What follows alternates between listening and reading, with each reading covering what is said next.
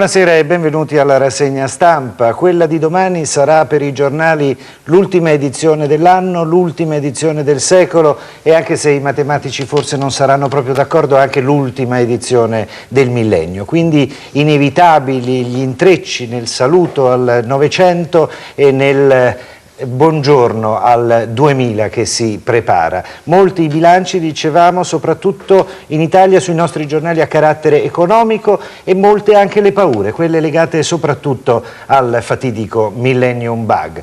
Di tutto questo, dei titoli dei principali giornali che troverete domani in edicola, parleremo stasera con il professor Mario Baldassarri, economista, che ringrazio di essere con noi stasera. Buonasera.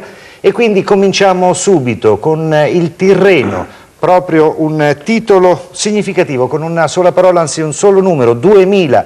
Vedete questa grande fotografia con un anziano signore, presumibilmente il bisnonno di quel neonato, ed è forse il saluto migliore.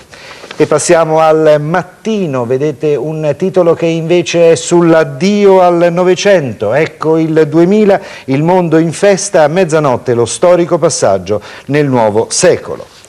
Andiamo all'Avvenire, quotidiano cattolico milanese. Il titolo principale è: l'umanità si affaccia al terzo millennio, un secolo difficile arriva al traguardo con tante ombre e luci. L'Unità, ultimi scampoli di Novecento, titola di spalla: ma quale fine del mondo, abbiamo paura in fondo di un baco, è il titolo di un commento del giornale di Essino. Ancora la Padania, giornale leghista, che auspica con delle dichiarazioni di Bossi un 2000 di libertà. Bossi: i valori dell'uomo si impongano su materialismo e globalizzazione.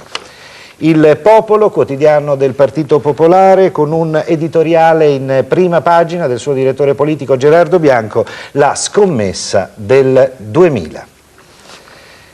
Ancora andiamo a Bari, alla Gazzetta del Mezzogiorno, buongiorno 2000, l'Italia e il mondo in festa, allerta per il baco che può mandare in tilt i computer, consigli per difendersi. E qui entriamo proprio nell'argomento del baco del millennio con il Corriere della Sera. Anno 2000, prima sfida dai computer, Millennium Bug, milioni di persone mobilitate per il blocco informatico. E sarà davvero quello che il Resto del Carlino definisce in prima pagina il brivido del 2000, un brivido probabilmente legato proprio a questa paura del Millennium Bug. Dice la Gazzetta di Parma nel suo titolo principale di prima pagina: scatta l'ora del baco. Ecco, lo vedete in questo momento nello schermo. Professor Baldassarri, davvero dobbiamo avere questa paura del Millennium Bug? Davvero c'è un sistema che rischia di andare tutto in tilt, soprattutto dal punto di vista economico? Beh, certamente qualche preoccupazione ci può essere, però da questo punto di vista, forse quasi per assurdo, i rischi maggiori li corrono i paesi tecnologicamente più avanzati, più computerizzati, quindi forse da questo punto di vista l'Italia, essendo un pochino più arretrata, rischia un po' meno, siamo più manuali, diciamo, e meno legati ai computer. No, il rischio vero è la reazione a catena, e cioè il fatto che si blocca un computer da qualche parte e a catena poi blocca tutti gli altri. Credo che però i programmi di controllo siano stati fatti proprio a tenuta stagna per cercare eventualmente di bloccare e localizzare eventuali bachi che girino, per non farli diffondere poi nell'intero sistema. Credo che però la preoccupazione sia stata giusta, prevenire, ma forse anche eccessiva, insomma, da questo punto di vista. Dal punto di vista dell'economista, c'è un po' di paura in giro tra la gente per quanto riguarda le carte di credito, i bancomat, gli estratti conto, insomma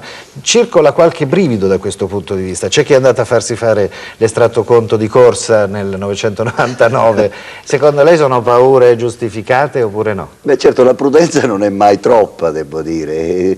Per quello che ci si capisce tecnicamente è l'inserimento dell'anno 00, e che i computer, essendo abbastanza stupidi, nonostante siano così veloci nel fare i conti, ma sono di fatto stupidi, non siamo all'intelligenza artificiale, potrebbero leggere lo 00 come 1900 piuttosto che 2000 e magari far partire tutti i conteggi di accrediti e di addebiti da, diciamo, un secolo indietro. Ma credo che questi rischi siano stati prevenuti abbastanza bene. Sì, in realtà potrebbe andare o benissimo o malissimo. Benissimo per i creditori e malissimo per i debitori. Per il singolo contribuente o pagatore, insomma. E andiamo allora proprio a qualche tema più strettamente economico, quello del boom delle borse. Lo vediamo subito su La Repubblica, lo vedete, gran finale della borsa, Visco meno tasse, luce più cara ma non per tutti.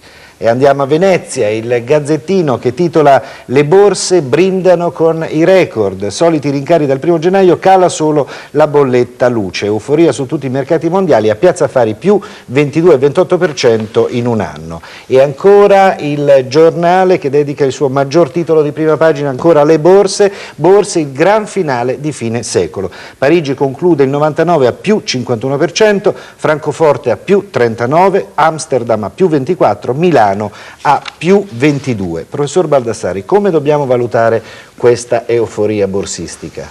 Beh, certamente in termini positivi, con qualche cautela, perché in realtà tutto è trainato dall'enorme boom dell'economia americana, della borsa americana, che è il più lungo forse nella storia, sicuramente nel dopoguerra, e anche il più solido.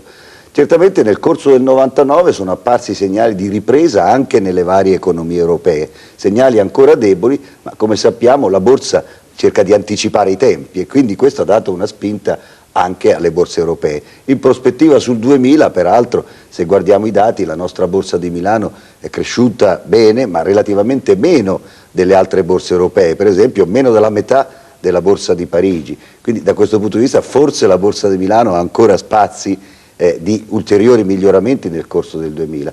La cautela è dovuta al fatto che all'interno di questo boom hanno giocato moltissimo i famosi titoli telematici legati ad internet.